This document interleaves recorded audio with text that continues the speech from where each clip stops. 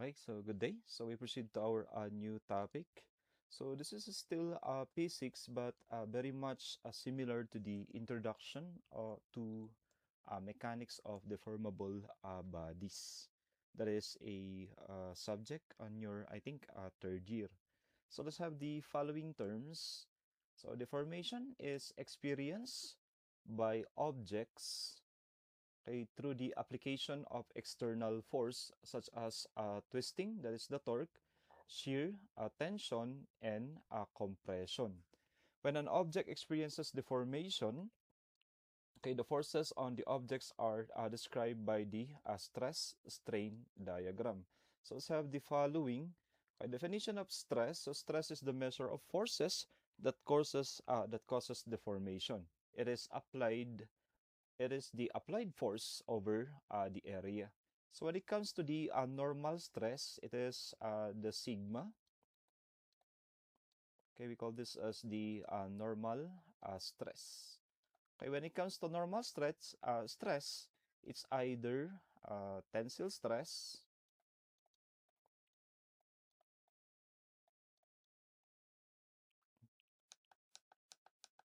it's either the tensile stress or the compressive stress.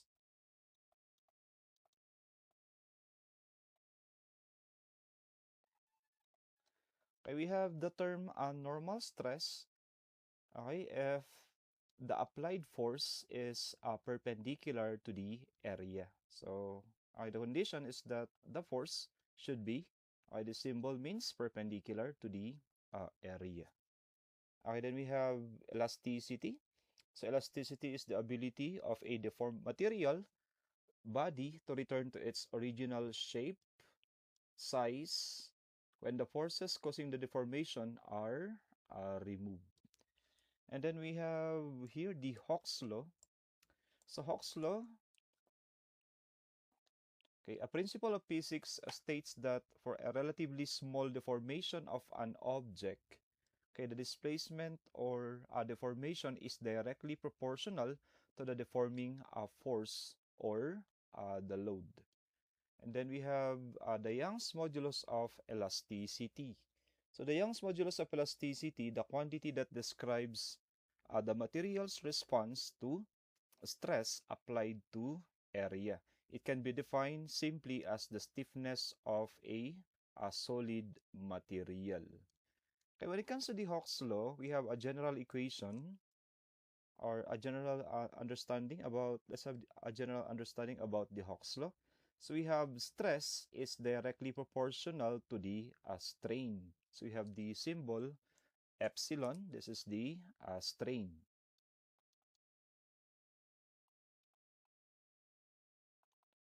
Okay, when it comes to linear strain, the strain is equal to the deformation, that is the change in length divided by the original length. So from proportionality, we can have a general equation sigma equal to k times the strain, while k is our proportionality constant.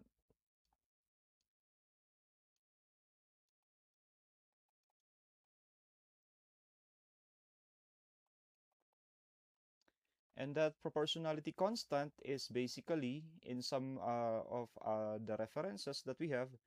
Okay, sometimes we have capital Y, or in some references that is E, or that is the modulus of elasticity. So here in physics, we are using capital Y. But I think later on your higher years, you are to use E as the modulus of elasticity. And therefore, we can have this equation as the sigma. This is the sigma, the normal stress, is equal to, we have Y, or the capital Y, times the strain. Again, what is the equivalent of the strain?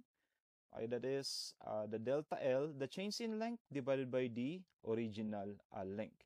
But if we are also to write the equivalent of the sigma, sigma is the applied force divided by the area, is equal to, we have Y, the Young's modulus of elasticity, delta L, divided by the original length. So how do we compute for the value of the Young's modulus of elasticity of a given material? It will be Y is equal to the applied force, the original length, and then divided by the area times the change in length. So this is the equivalent of the modulus of elasticity. Okay, so let's have an example.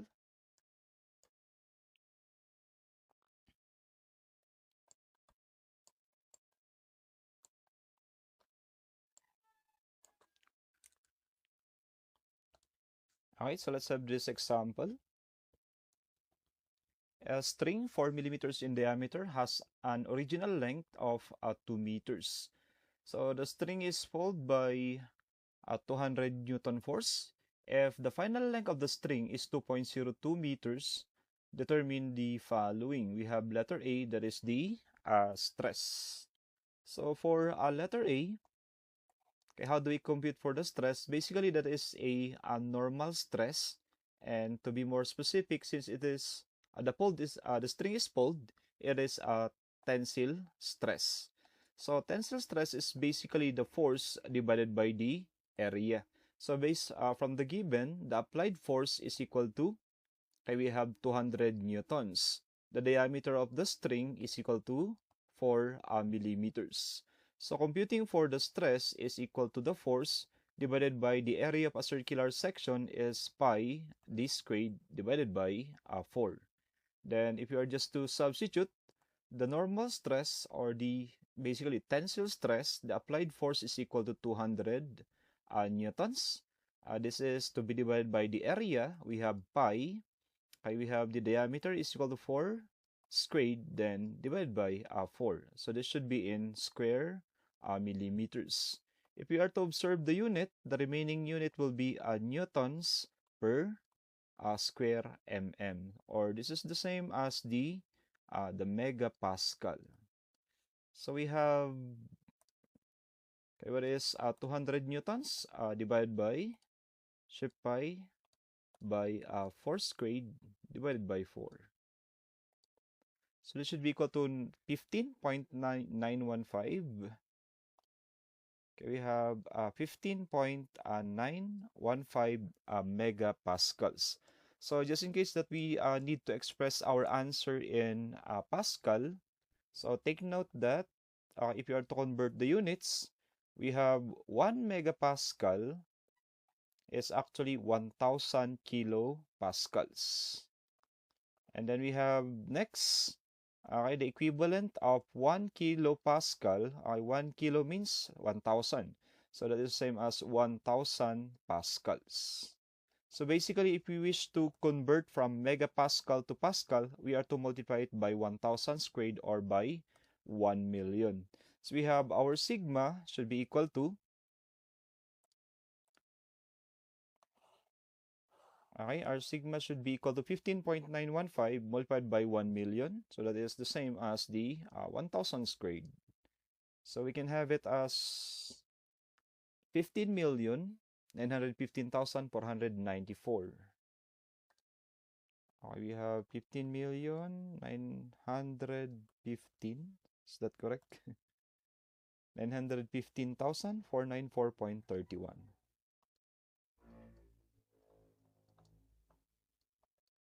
pascals. Okay, so is this correct? We have 15,915,494.31 pascals. So again, the equivalent of pascals is actually, okay, the newtons per square meter. But if we have megapascals, that is the newtons per square millimeter. So this should be our answer in different units. So we can have it as 15.915 megapascals or 15,915,494.31 pascals. So that is for letter A. So what about for letter B? Okay, so for letter B, okay, how do we compute for the strain? So for us to compute for the strain is basically equal to the change in length divided by the original length. So obviously, again, from our given, the initial length or the original length of the string is equal to 2 meters. So how do we compute for the change in length? This is equal to the final length minus the original length.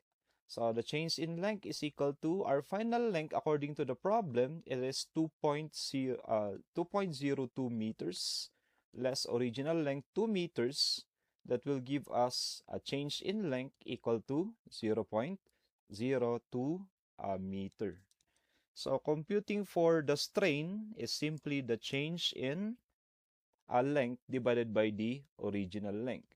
So strain, it should be equal to 0.02 meter divided by 2 meters. So take note that strain is unitless. Okay, we have the strain is equal to, okay, we have 0.02, then divided by 2 meters. Okay, that's equal to 0.01. 0.01. Okay, again, strain is unitless. And for the last requirement, letter C, we are required to compute for the Young's modulus. So from how we derived earlier, the equivalent of the Young's modulus, this is letter C. The Young's modulus is equal to the applied force, the original length divided by the area, and then the change in length. But if you are to observe, actually we have the force divided by area is the stress. This is the sigma. So we can write this one. We can have it as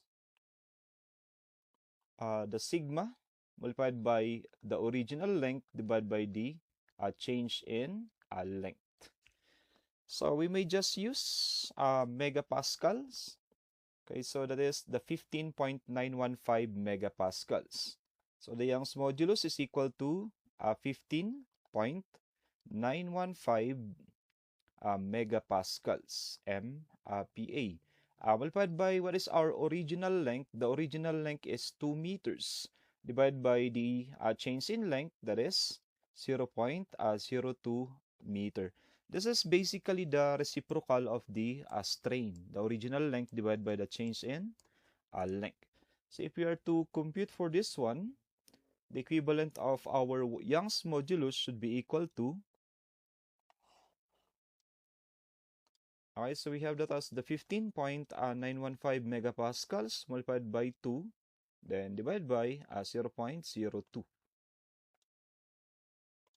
So this should be equal to 1,591.5. Is that correct?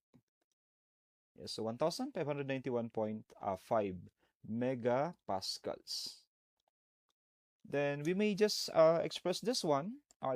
Usually, we express the Young's modulus in gigapascals. So we have 1 gigapascal is actually 1,000 megapascals. So the equivalent now of our Young's modulus should be this value simply divided by 1,000. So it should be equal to 1.5915 gigapascals. So this should be our answer for letter C. Okay, so this will be our solution for this example.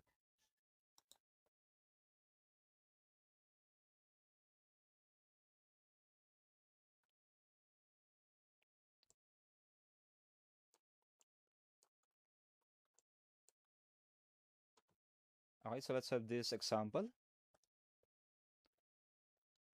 Okay, we have a concrete has a height of 5 meters and has a unit area of 3 square meters. So we have, let's say this is the initial length, or since we are dealing with height, we can have it as h sub o, but we may use L sub o equal to 5 meters. So the area of the cross section of the concrete is already given as 3 square meters. Supports a mass of 30,000 kilograms. So if you are to consider, for example, this is the concrete, and it is carrying a weight, and that weight will be used, or we are to consider this weight as simply the force. So, but the given is a mass of 30,000 kilograms. Okay, determine the following. We have the stress, the strain, and the change in height. So first, let's have the weight. So the weight is basically the mass times acceleration due to gravity. We have 30,000 kilograms multiplied by, we'll be using the 9.81. So that will be having a unit of kilogram meter per second squared, or basically in newtons. So what is the total weight is now equal to,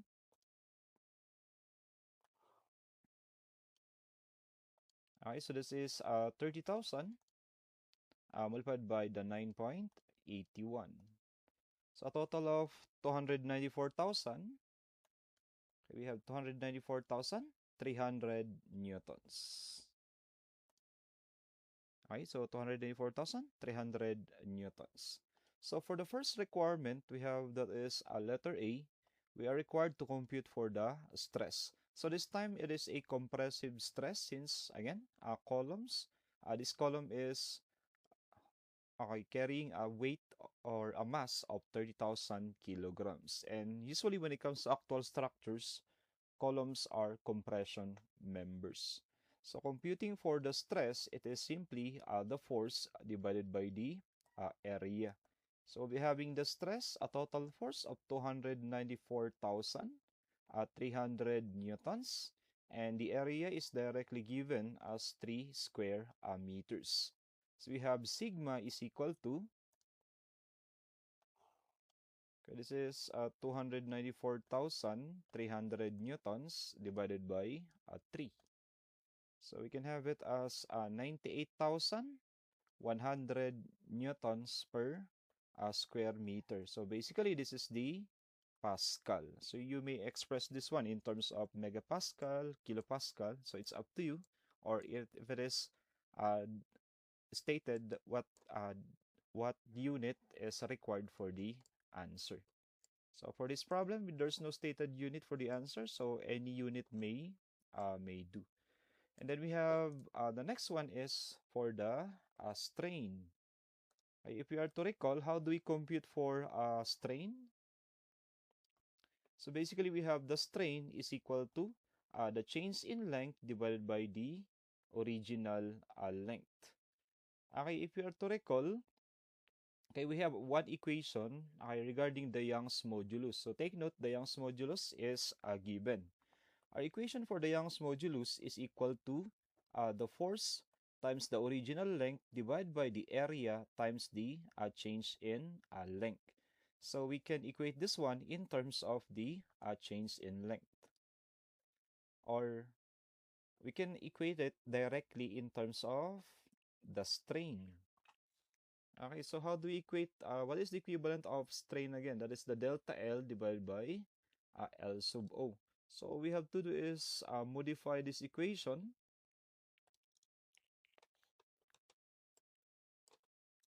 Okay, so what will be the equivalent of delta L divided by L sub O? It should be, okay, we may just simplify this one. Again, what is the equivalent of force over area? We know that force over area is simply the stress. So we may start there. Okay, we have again that is the delta Y. We have force over area is the sigma, and we have the original length divided by delta L. If you are to simplify this one, this is the delta L divided by the original length is now equal to, this will be the sigma then divided by the Young's modulus. Okay, that will be the equivalent. But again, if you are to recall, delta L divided by the original length is simply the strain.